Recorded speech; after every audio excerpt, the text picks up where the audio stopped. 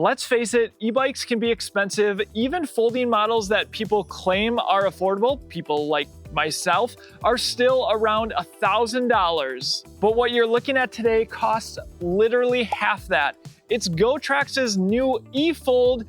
It's available right now online or directly from Walmart. In this review, we're going to find out if it's worth its $500 price tag. I'll walk you through all the components. There's actually some surprises here, like an actual display. Then I'll see what its 350 watt motor is capable of.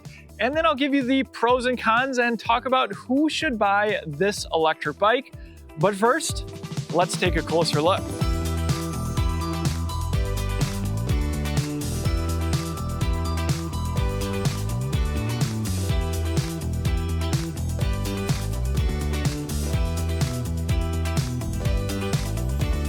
So first, GOTRAX as a company, they're perhaps more well known in the electric scooter market, but trust me, they're no stranger to electric bikes. They are a direct-to-consumer company. And before we dive in, I have one favor to ask of you. If you plan to buy a GOTRAX e-bike, check out the link in the description or scan the QR code on your screen before you buy. It's a free way to support content like this. Thank you so much for your support. For the high-level specs, it has a 350 watt motor that is engaged with, not surprisingly, a cadence sensor. But get this, it still has a 48 volt battery, 7.8 amp hours. I'll show it to you when we fold the bike. While this is a smaller electric bike, thanks to the 20 by 2.6 inch wide tires that have a little tread on them, it still can accommodate tall riders like myself. I'm 6 feet tall with a 32-inch inseam. The handlebars are adjustable and they're raised to their highest position. But yes, the seat post goes even further. Minimum insertion point right here, and look how tall the seat is. My wife is 5'5", also fits. The bike weighs in at just 49 pounds, has a nice grab handle, 264-pound max payload capacity. You get fenders, front and rear, even a rear rack with a 39-pound capacity. The front light runs off the main battery. No rear light though, just a reflector. There's mechanical disc brakes with 160mm rotors. The levers have motor cutoffs. Cables run beneath the frame. There's ergonomic, non-locking rubber grips. A right-hand twist grip throttle, included bell. To turn the bike on, power button on the bottom of the controls. We have battery capacity, speed front and center, pedal assist, 0, 1, 2, 3, 4, and 5. To turn the lights on, hit the bottom button on the side. Screen goes dim. At the bottom, we have additional information.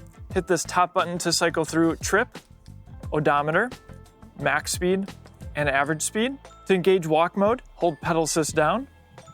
And you can get into the advanced settings by holding pedal assist up and down at the same time. And that wraps up the display and controls. Folding pedals, a stand for the bike to rest on when it's folded.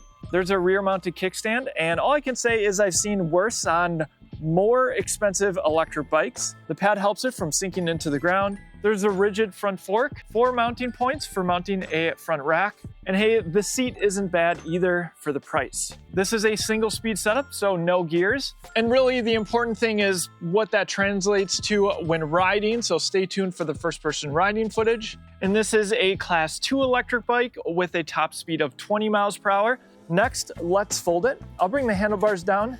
Gives you a little bit more slack on the cables. Lift up, pull out. I'll fold the plastic pedals, push in, fold up, and then the main lever here, slide and pull out. Put the kickstand up, bring the frame around. Can lower the seat post to make it take up less space. And there you go, a folded GOTRAX eFold. Now what's important here is the battery is located inside the frame. We've seen a similar design before. There's a locking pin that keeps the battery in place. To remove, I have the keys, keyhole at the bottom of the frame. With the key in, I can turn it one click to the left. That will not allow the bike to turn on, but if I want to remove the battery, I'll have to turn the keys all the way to the left. That retracts the pin, and I can slide the battery out. It's a 48 volt, 7.8 amp hour battery. You can charge it when it's in the bike or while it's out. with the port here. The entire bike's electronics are certified to UL 2849. You can charge the battery up with its 1.5 amp charger, just over 5 hours to charge it from empty. If you plan to travel with whatever e-bike you end up buying, check out our battery bags. They're waterproof and flame resistant. E-bike batteries are expensive, so it's a good thing to take care of them. It's a roll top style, and you click it and you have a nice handle. And with folding bikes in particular, what's nice is it makes them lighter for when you load your e-bike into your vehicle. To put the battery back in, remember that keyhole is going to be at the bottom, terminals facing you, slide in.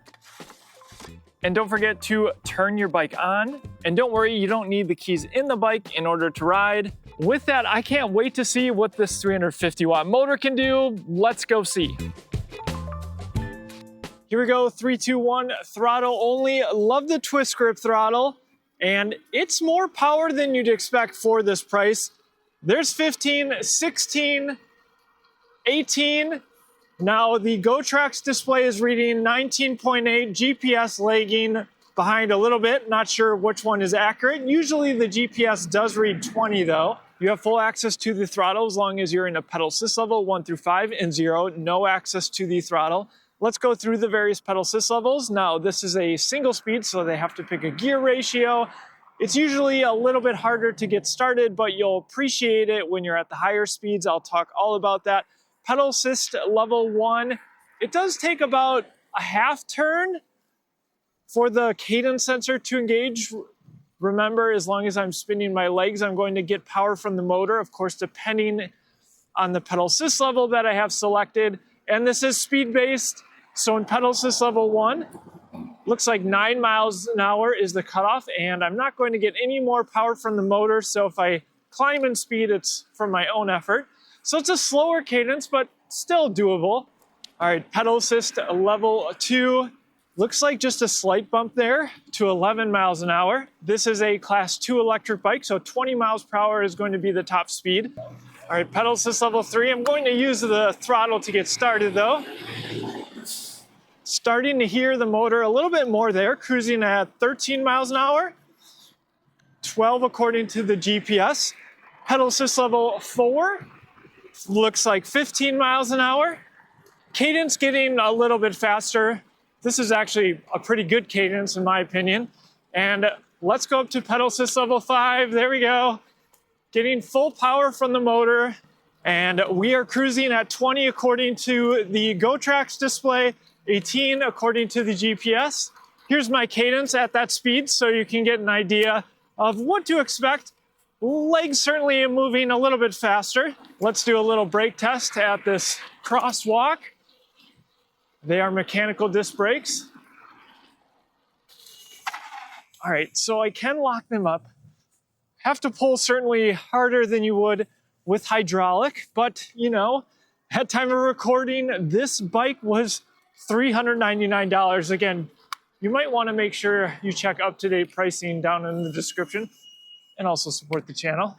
All right, geometry, comfort-wise, seat is average.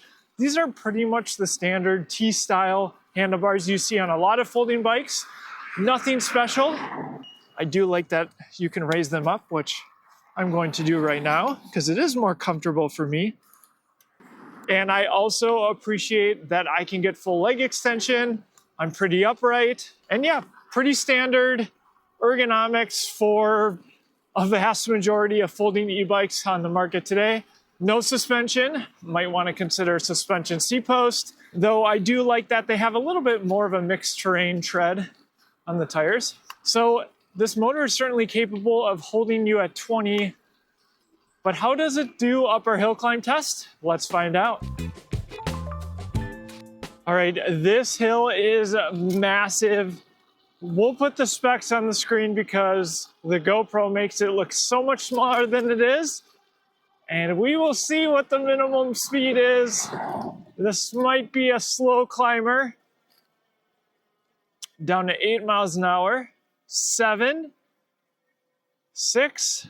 One thing I forgot to mention is with these twist grip throttles, they're easier to modulate the speed. So it's not an all or nothing like we see with some of the thumb throttles. You can actually twist it just a little bit.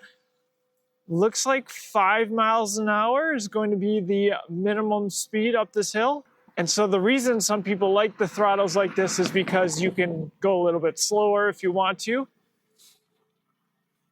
All right, we hit 4 for just a second, and I'm reading 3 of the 5 bars.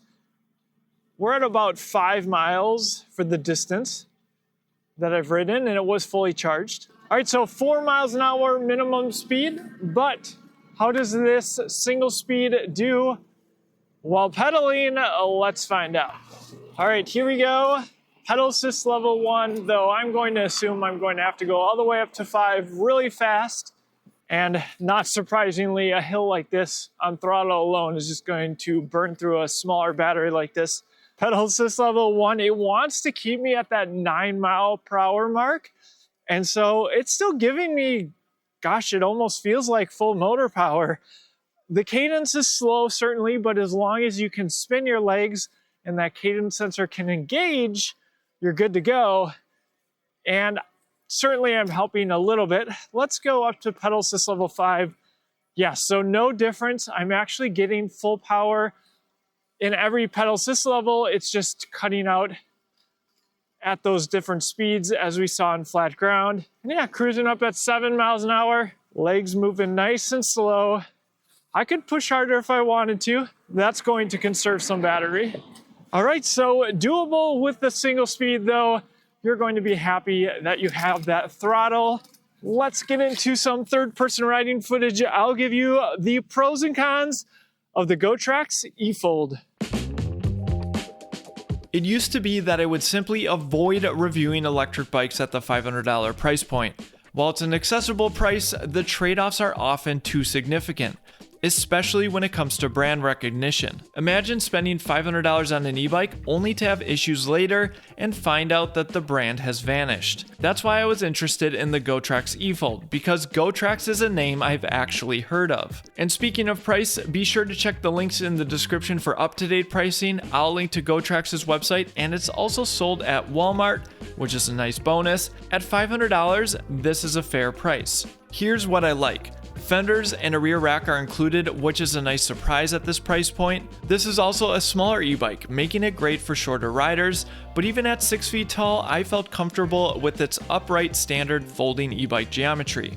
To go along with that, at a relatively light 49 pounds, it's easier to carry around and handle the way a folding e-bike should, taking it in an elevator or easily throwing it in your car. It includes a display and a 48-volt system, which are both things you don't often see in this ultra affordable category. The 350-watt motor may not sound like much, but because this bike is lighter, it still actually felt pretty zippy, especially on flat terrain. While there is no suspension, the slightly knobbier 2.6-inch wide tires offer a little bit more confidence if your riding takes you slightly off-road, though for the most part, this bike is best suited for pavement. Next, here are the things you should consider, especially if you're thinking about maybe spending more. Price directly coincides with battery capacity, so expectations should be managed. At 7.8 amp hours, it's just over half the capacity of what I'd call an average e-bike battery. You'll definitely need to keep your range estimates in check. After my 10-mile ride, traveling at high speeds and including our hill climb tests, I had about half the battery remaining. Sticking to flat ground and lower pedal assist levels and providing plenty of effort should get you close to GOTRAX's 40-mile claimed range. I was happy to see the battery certified to UL2271 and the entire bike's electronics certified to UL2849. And it's worth noting that you will find this same battery capacity on more expensive e-bikes. Next, this is a single-speed drivetrain, which yes is great for simplicity and being low maintenance, but there are trade-offs. While the cadence was still doable as I neared 20 miles per hour, just know it will be a faster cadence. Also, I never quite reached the 20 mile per hour mark according to the GPS speed. At this lower price point, mechanical disc brakes is pretty much what you get. They work fine, but they don't have the premium feel of hydraulics, which, yes, you just have to pay more for. Don't worry though, they will still stop you just fine. If $500 is the price point that allows you to pick up an e-bike, then I think the GOTRAX eFold is a good buy. GOTRAX has managed to put a genuinely good package together.